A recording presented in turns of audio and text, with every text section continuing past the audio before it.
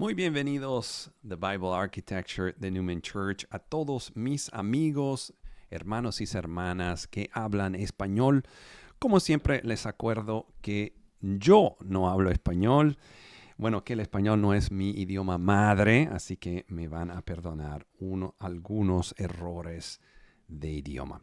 Pero que Dios les bendiga en el nombre de Jesucristo, nuestro Dios, nuestro Salvador, por medio del cual somos salvos por medio de la sangre de Cristo, no por obras, sino por su sangre. Que Dios le bendiga. ¿De qué vamos a hablar hoy? Hoy vamos a hablar que si hay fin a la gracia. Este es un tema muy especial, algo importante que el Señor me dejó de entender en esa semana. Es posible que haya un fin a la gracia de Dios. Bueno, sabemos que Dios no tiene fin, Él es infinito, eterno, pues entonces la gracia de Él también es eterna y infinita. Pero al mismo tiempo, sabemos que hay situaciones que han pasado donde esa gracia de Dios, ¿cómo decir? Terminó no de trabajar, sino que terminó de cubrir ciertas personas involucrada en ciertos hechos. Vamos a ver qué pasó entonces en el libro de los Hechos al capítulo 5. Vamos a ver qué pasa en Hechos capítulo 5 al versículo 1. Estamos leyendo de una versión que no es la Reina Valera, pero como siempre digo, nos permite en esa aplicación de tomar notas. Así que si tienes la Reina Valera, no pueden seguir con la Reina Valera. Vamos a ver entonces Hechos 5, versículo 1. Un hombre llamado Ananías con su esposa Zafira también vendió una propiedad. En complicidad con su esposa, se quedó con parte del dinero y puso el resto a disposición de los apóstoles. Bueno, hay que entender el contexto, cierto, de ustedes quizá ya conocen la historia, pero para que no entienden o no saben la historia, ese es un momento histórico donde después de la resurrección del Señor, todos los apóstoles, los discípulos, la comunidad, vamos a decir, de cristianos en Israel, en particular en Jerusalén, se encuentra a compartir todos. Es decir, que en los libros en el libro de los Hechos, nos cuenta que todos los cristianos vendieron sus propiedades y dieron el dinero, el provecho de esa compravendida, el provecho fue dado directamente a los apóstoles para que pudieran administrar ese dinero para ayudar al uno al otro. Es decir, que ya no tenían más derecho a propiedades individuales, sino que estaban compartiendo todas las cosas. Así que esa práctica no es algo especial, lo que hicieron Ananías y Zafira, sino era básicamente común a todos los cristianos de ese momento. Pero ¿qué pasa? Que esos dos, en particular, Ananías y Zafira, decidieron de quedarse. Miren que la traducción está muy bien hecha en ese caso, porque dice en complicidad con su esposa, se quedó con parte del dinero. Es decir, hicieron algo ya con un propósito de entregarle algo a los discípulos, pero quedarse con parte del dinero, discutiendo entre los dos que iban a hacer eso, escondiendo el hecho directamente a los apóstoles. Vamos a ver qué dice entonces, versículos 3. Ananías le reclamó Pedro: ¿cómo es posible que Satanás haya llenado tu corazón para que mintieras al Espíritu Santo y te quedaras con parte del dinero que recibiste por el terreno? Bueno, no es una acusación, sino es algo muy especial ver, porque como Pedro habla directamente por medio del Espíritu Santo, pues el Espíritu Santo vive en él, el Espíritu Santo le está dando profecía, le está enseñando No que Pedro ya sabía lo que había pasado, sino que el Espíritu Santo le está diciendo, eso es lo que ha pasado. Y tú tienes que enseñarle a él lo que él hizo delante de ustedes. Y Pedro lo hace. Aquí quiero que ustedes vean algo muy especial. Desde una parte podemos ver el problema con Ananías y Zafira. Ellos deciden hacer algo pensando que los apóstoles no se iban a dar cuenta del hecho. En ese caso, ¿cuál es el problema? Gracias, Señor. El problema es que ellos no entienden que el Señor te está mirando en cualquier acto, en cualquier hecho tú estás haciendo. El problema es que en ese momento donde los dos se encuentran a hablar, no existe Dios. Porque tenemos que acordarnos que Dios está aquí en ese momento mismo donde yo estoy hablando y ustedes están escuchando ese mensaje y Él está escuchando exactamente cada palabra. Y encima de eso, Él sabe cuál es la próxima palabra que yo voy a hablar y cuál es el próximo pensamiento que ustedes vienen a tener. Así que entendemos la situación por grave que fue. La situación fue tan grave por el hecho que ellos pensaron que Dios no estaba adentro de ese momento. Que Dios no existía en la vida de ellos en el momento en el cual ellos tomaron esa decisión. Y esa es muchas veces la práctica de cada uno de nosotros, de cristianos, que pensamos que en ese momento quizá Dios está tomando una pausa. Quizá Él está descansando. Quizá Él está cuidando a otra gente y no nosotros. Que quizá Él, como no lo vemos, bueno, quizá Él se da cuenta, pero quizá no es tan importante. Pero aquí vemos algo bien especial, porque Pedro no le dice, bueno, Ananías, pero eso es algo que tú tenías que pensar bien. Aquí le dice, ¿cómo es posible que Satanás haya llenado tu corazón para que mintiera al Espíritu Santo y te quedaras con parte del dinero que recibiste por el terreno? Eso no fue la actitud que quizá tienen muchos pastores hoy. Yo siempre hablo mal de los pastores. Yo no estoy contra los pastores. Yo estoy hablando de situaciones que necesitan ser, ¿cómo se dice?, arreglada antes que eso pueda pasar. Bueno, en estos casos no le podemos acusar a Pedro, claro. Pero en ese caso es el Espíritu Santo que nos está dejando entender que Dios es tan amoroso, tiene tanta gracia como tanta severidad. En ese mismo caso, el problema fue que ellos pensaron que eso era entre ellos dos, que tenían poder superior al poder del Espíritu Santo, y que en ese caso lo que iban a hacer no se iban a dar cuentas. Pues Pedro respondió de una forma que nosotros tenemos que empezar a ver muy bien. ¿Qué tú hiciste? Porque el Espíritu Santo te está mirando cuando eres solo o sola en el baño, cuando eres solo o sola al supermercado, cuando eres solo o sola al trabajo. Donde tú estés, acuérdate que tú eres ¿qué? El templo del Espíritu Santo. Alguien te está mirando, alguien te está escuchando, alguien está diciendo, ¿ese es el Espíritu Santo? ¿Ese es el templo del Espíritu Santo? Algo acaba de pasarme hace como unos 4 o 5 días, como el lunes o el martes, donde yo estoy trabajando en algo que el Señor me puso a hacer, muy importante. Eso es un trabajo más o menos difícil. Y claro que hay muchas cosas que yo no sé, pero tengo la oportunidad de tomar decisiones cuando nadie está mirando, porque estoy solo haciendo ese trabajo en la computadora, de hacer las cosas bien. Y no solamente bien como yo creo que es bien, sino bien como tienen que estar bien. Y empecé a hacer el trabajo en ciertas cosas la dejé como medio. Digo, bueno, así creo que está bien.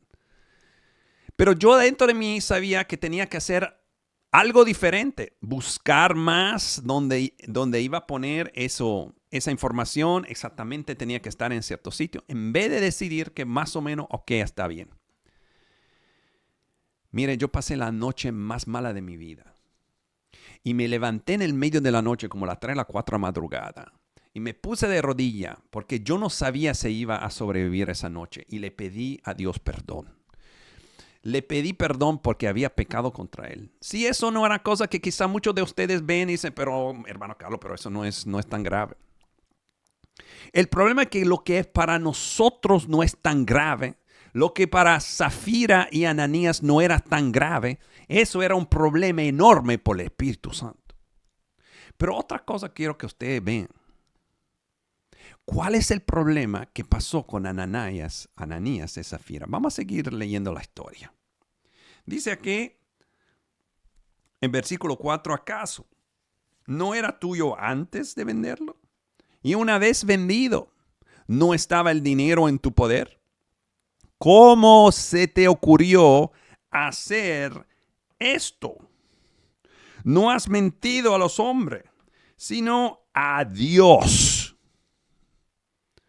Eso, el primer paso para entender que tenemos una relación cercana y personal con Dios. Estamos no mintiendo a los hombres, no estamos mintiendo al Estado, no estamos mintiendo al trabajo, no estamos mintiendo a nuestro esposo o a nuestra esposa, a nuestros hijos. Estamos mintiéndole a Dios. Porque uno dice, bueno, pero ese dinero Dios no lo va a usar. Pero tú le estás mintiendo a Dios. Porque es el propósito que está detrás del corazón. ¿Por qué? Porque ellos no se habían entregado completamente a Dios para decir, ¿tú sabes qué? Vamos a venderlo todos porque es Dios que nos va a cuidar desde ahora adelante. En vez dijeron adentro de ellos, quedámonos con una parte porque nunca tú sabes. Quizá esa vaina, como dicen los dominicanos, se va a caer. Bueno, tenemos que tener algo, por lo menos guardado. Y el Señor te está diciendo, tú tienes que entregármelo todo. Entrégamelo todo y yo te enseñaré que te voy a ayudar. Así que en ese caso, vamos a seguir leyendo la historia. ¿Cómo se te ocurrió hacer eso? Le dice Pedro, no has mentido a los hombres, sino a Dios. ¿Cuántos pastores hoy hablan así?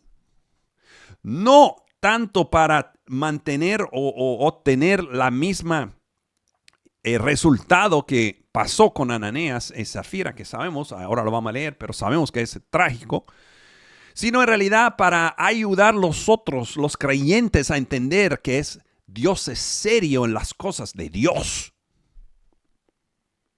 ¿Ustedes se acuerdan qué pasó con el rey David? Esa es una historia que muchas veces yo me acuerdo de esa historia, donde él hizo lo que es el censo de los militares. Y eso fue un error tan y tan grave que 70,000 gentes, 70,000 personas perdieron su vida, murieron. Ahora, cuando lo vemos desde el punto de vista humano, que es a decir, nosotros como seres humanos, bueno, ese rey, él quería saber cuántos soldados él tenía, bueno, ¿cuál es el mal? Desde nuestro punto de vista, eso es más o menos hasta casi, bueno, está supuesto a saberlo. Pero el Señor le había dicho que tú vas a tener tanto y tantos y tantos hijos, es decir, hijos de Israel, que no vas a necesitar contarlo. David se dio cuenta de eso. Se arrepintió, le pidió perdón al Señor. Es decir, que en el caso de David, le salió bien. Él no perdió su vida, pero 70,000 otras personas perdieron su vida. Imagínese eso, que usted como cristiano, elegido de Dios, tiene la misma responsabilidad.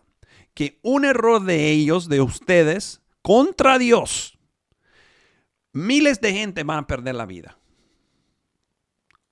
¿Cómo se van a sentir ustedes? Es decir, esa gracia de Dios que nosotros tenemos nos cubre. La paciencia de Dios está alrededor de nosotros. Ellos todavía no ha matado. Pero ¿qué pasó con Ananías y Zafira? La pregunta para ustedes es esa. ¿Estamos hablando del Viejo Testamento? ¿Estamos hablando de antes de Cristo? ¿O estamos hablando de después de Cristo? Es decir, ¿ya la gracia, ya el Espíritu Santo existía? ¿Ya el Espíritu Santo vivía en los creyentes? Sí.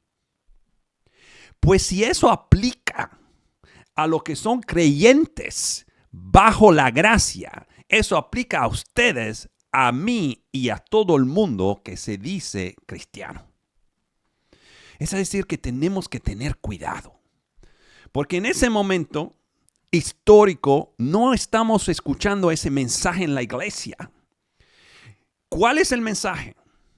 El mensaje es hay que entregarlo todo a Dios. Esa es la fe que Él nos pide. Vamos a seguir a ver qué dice la historia al final. Al oír esas palabras, Ananías cayó muerto y un gran temor se apoderó de todos los que se enteraron de lo sucedido. ¿Qué pasó a la gente? Un gran temor.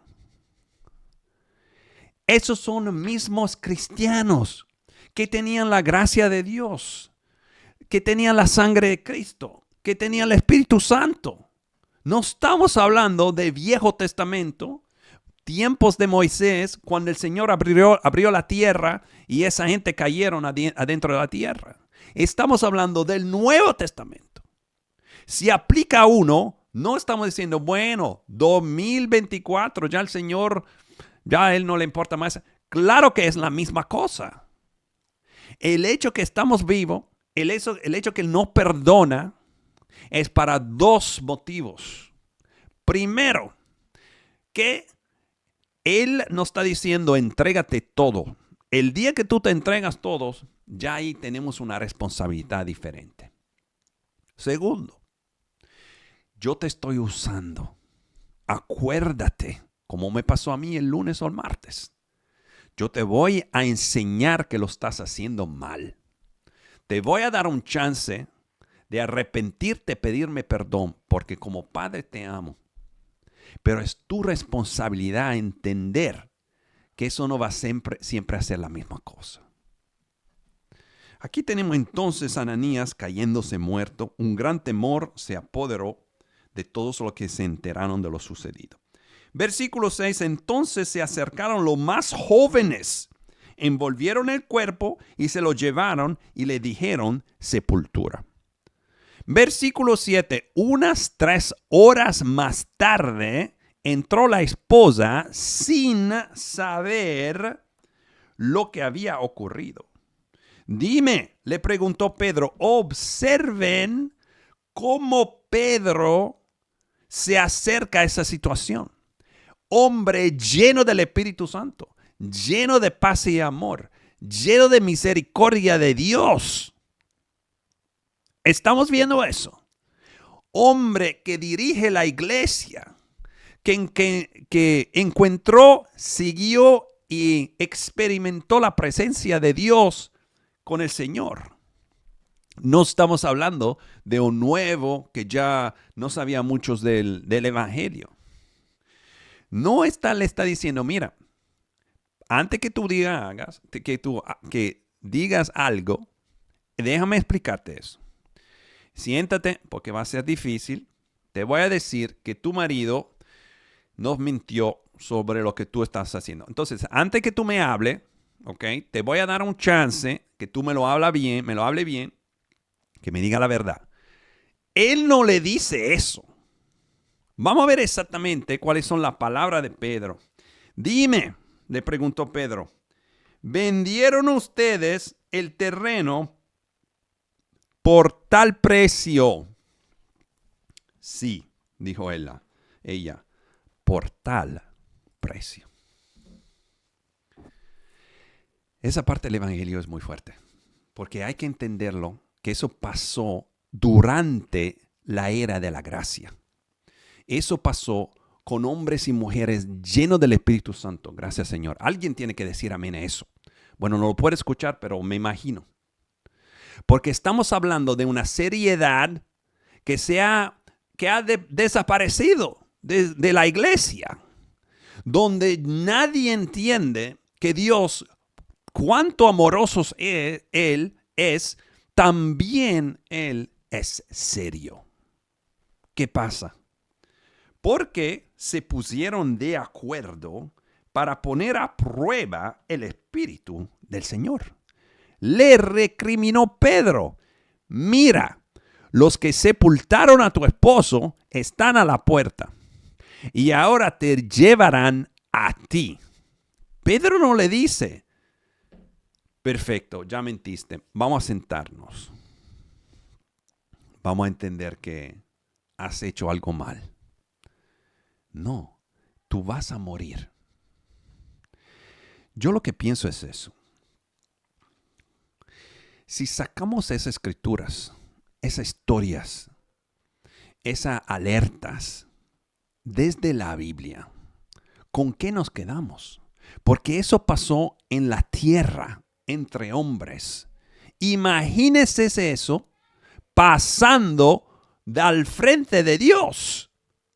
¿Cómo vamos nosotros a reaccionar cuando Pedro, hombre, tiene el poder de juzgar la situación correctamente? Mira, entonces versículo 10, en ese mismo instante, ella cayó muerta a los pies de Pedro. Entonces entraron los jóvenes y al verla muerta, se la llevaron y le dieron sepultura al lado de su esposo. Y un gran temor se apoderó de toda la iglesia y de todos los que se enteraron de esos sucesos. ¿De qué estamos hablando?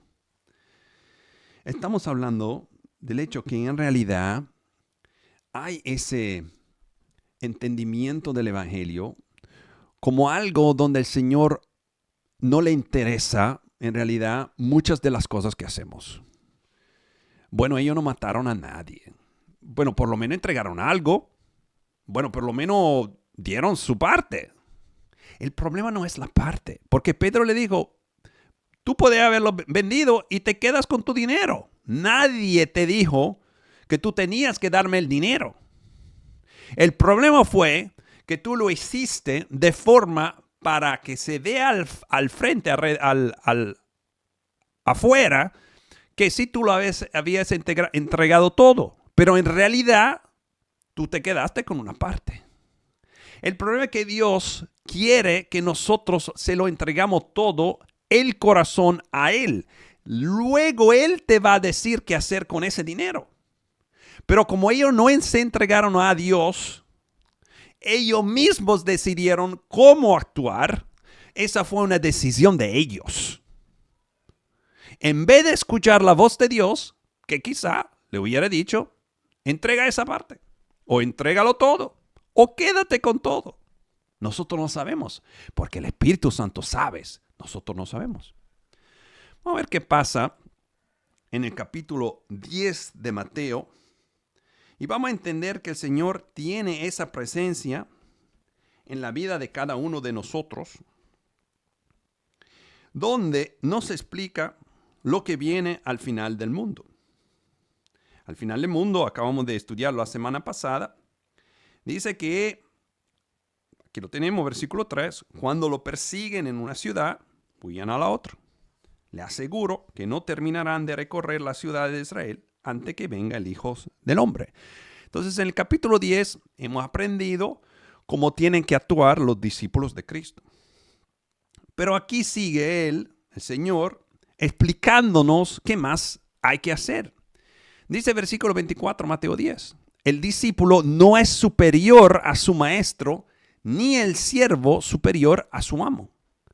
Basta con que el discípulo sea como su maestro y el siervo como su amo. Si al jefe de la casa lo han llamado Belzebú, es decir, si le acusaron al Señor Jesús de trabajar por medio de demonios, ¿cuánto más a los de su familia? Es decir, ustedes no pueden esperar de seguirle a Cristo y que el mundo le diga, muy bien hecho. Sigan haciendo así. Acabo de venir de una discusión en mi trabajo, donde yo llegué en la mañana, yo llego muy temprano, y muy típicamente hay otro muchacho, bueno, señor joven, que es un compañero del trabajo, y él es musulmano, y A veces, no siempre, no todos los días hablamos de cosas de religión. Pues le estabas haciendo preguntas sobre su costumbre y ciertas cosas que hacen ellos. Llegó un otro compañero de trabajo, él también musulmán, y escuchó esa conversación. Bueno, al final del día, ese tercer hombre nos sentó todos y nos dijo, hay que dejar de hablar de religión, porque nos vamos a quedar en problema y nos van a dejar todo en la casa. Yo le dije, bueno, ¿tú sabes qué? Yo estoy aquí para hacer mi trabajo. Llego temprano, a tiempo, hago mi trabajo y cuando termino yo me voy. Pero si hay una oportunidad que no sea en el medio del trabajo, de hablar de cosas de mi fe, especialmente cuando alguien me está preguntando algo, yo lo voy a hacer. Y si me dejan en mi casa, perfecto, que me dejen en mi casa. Yo me acordé de esa parte de la escritura. Es decir, tenemos que decidir que no podemos quedarnos un poco en el mundo y un poco con Cristo. Quedarnos un poco con el provecho de la vendida de la casa y el otro lo vamos a dar al Señor. Tenemos que decidir. O lo entregamos todos o no hemos entregado nada. Dice entonces, en versículo 26, Mateo 10, no, así que no le tengan miedo, porque no hay nada encubierto, gracias Señor, que no llegue a revelarse. Exactamente, gloria a Dios, lo que pasó con Ananías y Zafira. Como tampoco hay nada escondido que no llegue a conocerse. Es exactamente el mensaje de Ananías y Zafira. Lo que digo en la oscuridad, díganlo ustedes en la plena luz. Lo que se susurra al oído, proclámenlo desde las azoteas. No teman a lo que matan el cuerpo, pero no pueden matar al alma. Teman más bien, gloria a Dios, el que puede destruir alma y cuerpo en el infierno. ¿Quién es ese? Dios. Aquí el Señor nos revela que Dios puede destruir alma y cuerpo al infierno. Eso no le quita su gran amor, su gran paciencia, su gran deseo de salvarnos todos. Eso no quita el hecho que no estamos trabajando para nuestra salvación. Esto no quita el hecho que el Señor Jesús murió y con su sangre nos ha limpiado. Pero es la transformación que tenemos que tener adentro que nos deja entender si lo hemos entregado todo a Dios o si todavía no quedamos con una parte del precio de la casa. ¿No se venden 2 gorriones por una monedita? Sin embargo, ni uno de ellos caerá a tierra sin que lo permita el Padre. Aquí tenemos ayer un culto con los jóvenes, siempre pasa eso el viernes, donde uno de los muchachos, por medio de su mamá, nos contó que el tío de él perdió toda su casa por unos de los fuegos que están pasando en Oklahoma. Y toda su casa se fue en la llama. Eso es algo bien difícil. Y primera cosa fue que empezamos a orar por la familia de ellos. Y yo le pregunté, ¿cómo están ellos relacionados con Dios? Bueno, me dijo él, no tan bien. Están leyendo libros de otro tipo y quizás necesitan ayuda en su camino con Dios. Así fue un momento donde empezamos a leer esta misma escritura, donde dice que el Señor dice, no se venden 2 gorrones por una monedita, sin embargo, ni uno de ellos caerá en tierra sin que lo permita el Padre. Es decir, que si el Padre no permite esos desastres, esos fuegos, esas destrucciones, no van a pasar. Es decir, que cuando cualquier cosa mala que nos pasa, si el Señor lo permitió, Él dijo, sí, que pase eso. Él está en control de todo. Por eso tenemos que entregarnos todos a Él. Solamente cuando estamos totalmente integrados en Él, no podemos salvar. Les voy a hacer ese ejemplo. Imagínense ustedes de estar en esa yola, esos barcos chiquitos que van sobre el agua y algo pasa, una tormenta, una tempesta, lo que sea, y se rompe enteramente esa yola, ese barco, y quedan pedacitos. Y usted está agarrado en el medio del agua, es uno de esos pedacitos de madera, y llega un barco. Ahí llega un barco grande, fuerte, y le tiran el salvavidas y le dicen, agárrese, que lo vamos a salvar. Y ustedes se agarra con un brazo al salvavidas y con el otro agarra esa plancha de madera. Y le dicen, usted tiene que dejar la plancha de madera, ya eso no sirve para nada. Esa es cosa muerta, no sirve. Dejen eso, agárrese al salvavidas, que lo vamos a levantar, a subir aquí en el barco grande. Usted tiene que decidir. No pueden estar agarrado a algo muerto, media vida muerta, que ya no existe más, porque más o menos porque esa me ayudó. Y pensar que están entregados al barco de verdad, que es la casa del Señor. Aquí nos dice, en versículo 30, uno de mis versículos favoritos, Él les tiene contado aún los cabellos de la cabeza. Es decir, que Él sabe todos los detallitos de ustedes. ¿Cómo pueden ustedes pensar que Él no está viendo exactamente lo que está pasando en tu vida? Cada uno de tus pensamientos, cada uno de tus movimientos, cada una de tus acciones. Cómo tú miraste a esa persona, cómo tú hablaste a esa persona. Él nos habla. Si yo me salgo de la casa, hace un tiempo que ya no manejo mucho, porque me voy en el tren todos los días. Así que no estoy mucho más acostumbrado como antes, pues hace unos 2 meses. Y yo me olvidé que la gente en la calle son demonios que manejan. Yo me olvidé. Entonces salgo de mi casa bien tranquilito, ahí vienen pitando y gritando y de cosas. Y te sale como ese fuego y tú tienes que calmarte. Decir, vamos a calmarnos. Primero que todos, va a ser un pecado. Segundo, no vamos a ganar nada. Tercero, el Señor me está mirando y me está hablando y me está diciendo, no necesitamos eso. Y esa es la verdad. Que si hay alguien que te está mirando o nadie que te está mirando, no importa. Porque Él sabe cuántos cabellos tú tienes en tu cabeza. Así que no tengan miedo, versículo 31. Ustedes valen más que muchos gorriones. Versículo 32.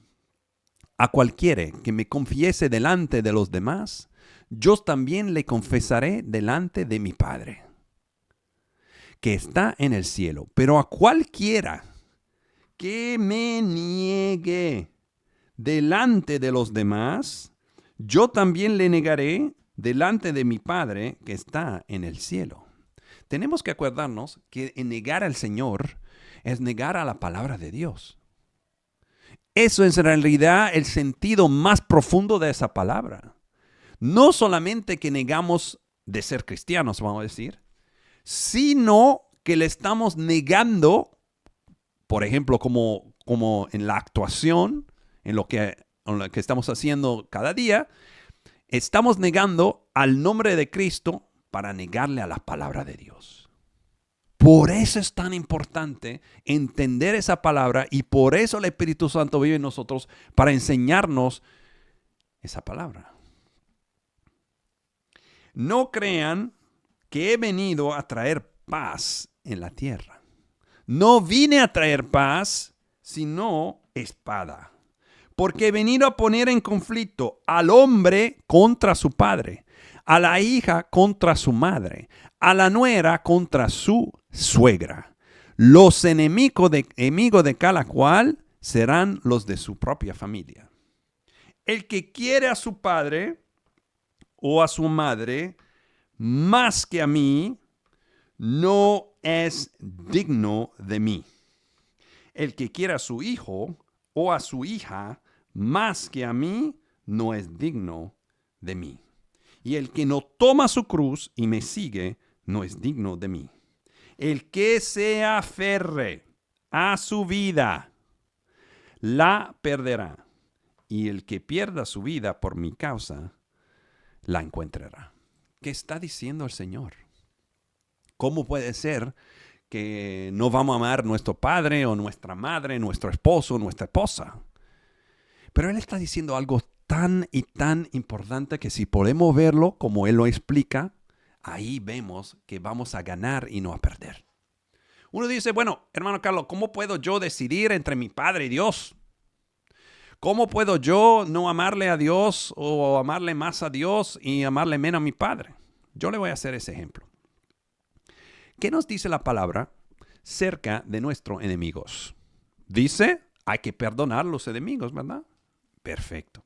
Dice que hay que amar lo que no se puede amar. Dice que hay que perdonar a nuestros hermanos y hermanas 70 veces 7. Es decir, que cuando nosotros amamos a Dios, amamos al otro mucho más de lo que podemos amarlos sin Dios.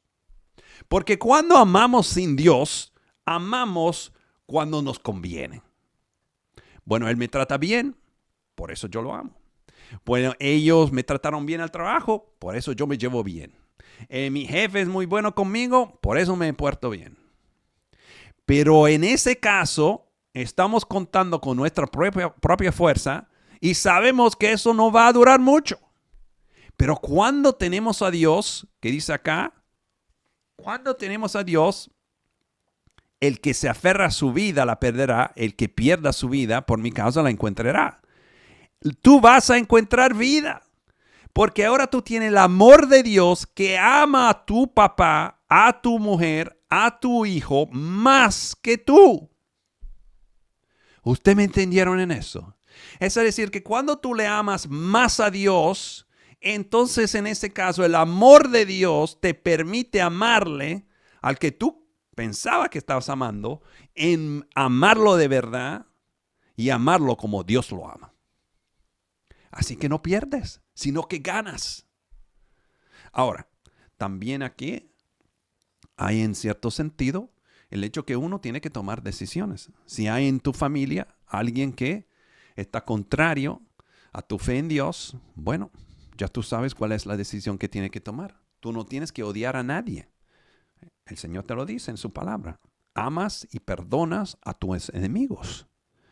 Pero en ese caso, en realidad lo que vemos aquí adentro es que cuando nosotros nos entregamos todos al Señor, como hizo Job, como hizo Abraham, como hizo Daniel, hasta como hizo Pedro y Pablo, como lo hicieron todos, tú vas a ganar. Cuando tú pierdes tu vida, por el hecho que ya no es, mi enfoque no es mi vida, mi enfoque es Dios.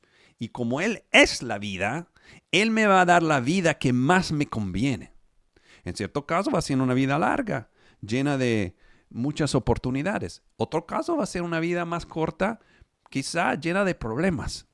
Hemos estudiado el caso de Lázaro y el hombre rico, ¿verdad? No vamos a medir el éxito de la vida por medio de cuánto dinero, cuántas casas y cuántas cosas, sino cuánto amor para Dios tenemos en nuestro corazón.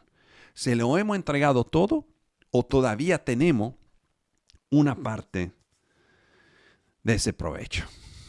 Bueno, yo creo que esa enseñanza va a ser muy, muy importante para cada uno de nosotros. La pregunta es, ¿tienen todavía partes que no han entregado a Dios? Quizás son parte de cultural, quizás son parte de vanidad, quizás son parte de, ¿cómo se dice? Pride que tenemos, quizás son parte de todavía hacer trabajos y negocios de forma no correcta. Quizás todavía hay partes que no hemos entregado a Dios. Pues les invito hoy y a mí mismo, vamos a entregarnos todos a Dios. Vamos a creer en Él tan y tan, en saber que Él nos va a recibir hasta nuestra parte más sucia o más difíciles, y Él la va a limpiar y la va a transformar. Y nos vas a convertir en hombres llenos de amor, de paz y de felicidad por medio de su sagrado Santo Espíritu. Que el Señor les bendiga. Con Dios todo es posible. En el nombre de Jesús. Amén.